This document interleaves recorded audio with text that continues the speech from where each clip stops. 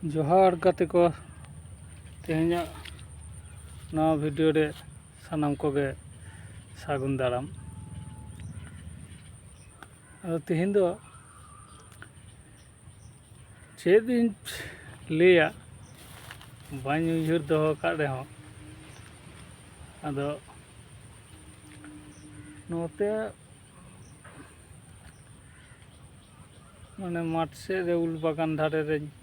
hedge कना कटई होयिन जमदा मने केदिन मिदटेन जहानाक गिन लई काग गे हेसे बा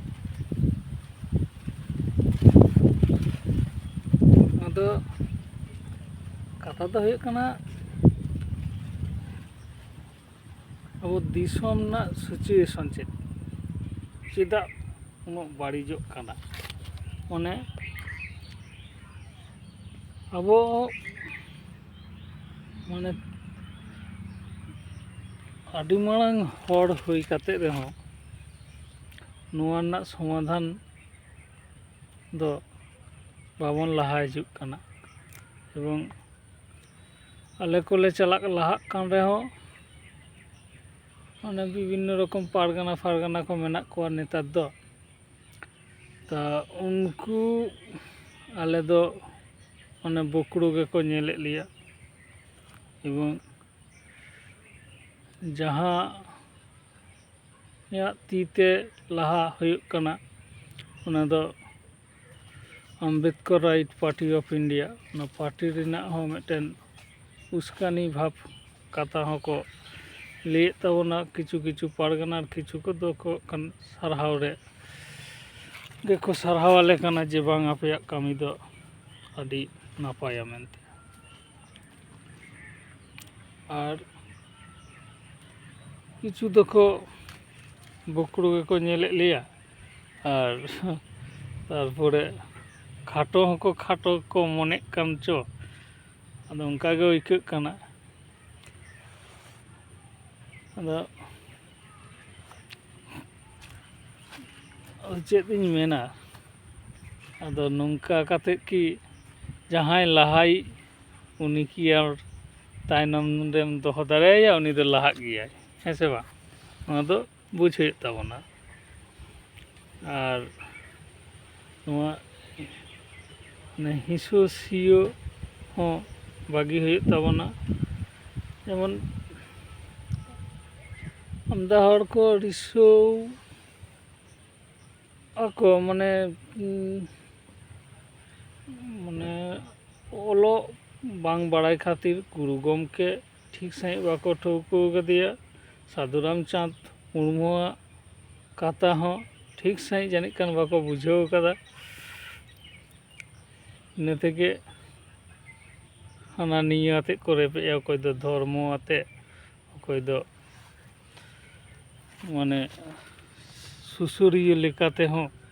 को रेपेजोआ जे आम माने आमगेम बाड़ाया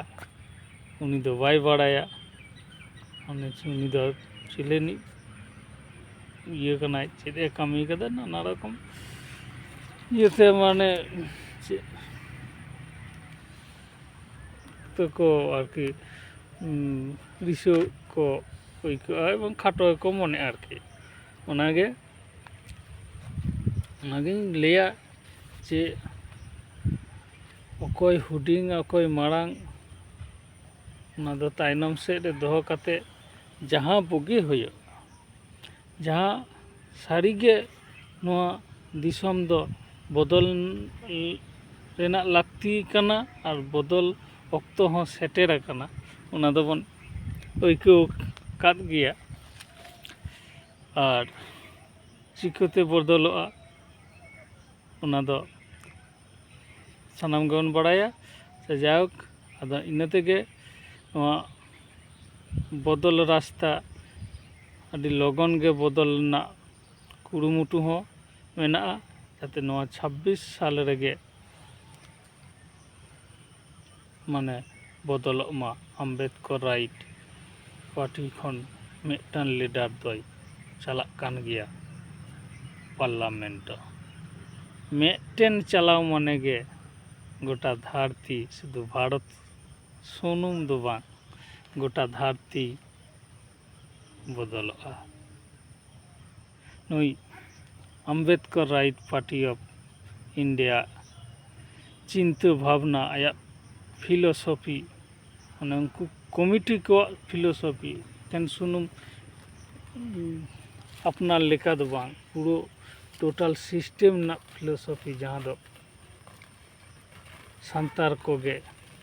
ना फिलोसफी दो को गे मेरा चुरा ना बड़ा ही तब ना मैं बड़ा ही मने वहाँ तो बड़ा ही कान गया और बूझो पे बूझे गया नते गई लिया ऋषि ऋषि दो बांग काते और अब सांतार जे राचारी बाबन कोड़ा दरे उनका हो ये दो बानुआ तबे राचारी तेगे अब दिसम दोबन टूर आगुया और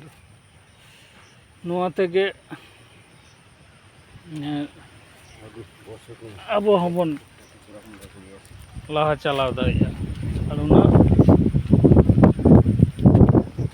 उनागे लेया जाक नवा वीडियो दो पे नेल तोराया दो आपे लेखा ओलो कोहो बन बाड़ाया और माने कॉलेज कोड़े दो बन ओलोग कना से स्कूल कोड़े हो बन ओलोग कना तो जेटुकु गे नितो ऑल बिल हुयुग कान रेहो छापा दो बांग छापा कना अदो उना दो अपनारा ओड़ा रे दुरुब काते गे जहाँ टुकुन गे सेरा हुई कना उना निये गे अदो इना तेगे बिसिया दो बइन ले तबना ताले नवा कथा सानाम बन दिसो दोहयमा जे आबो हो माने राचारी दो मेनाआ माने Ambedkar right party of India दो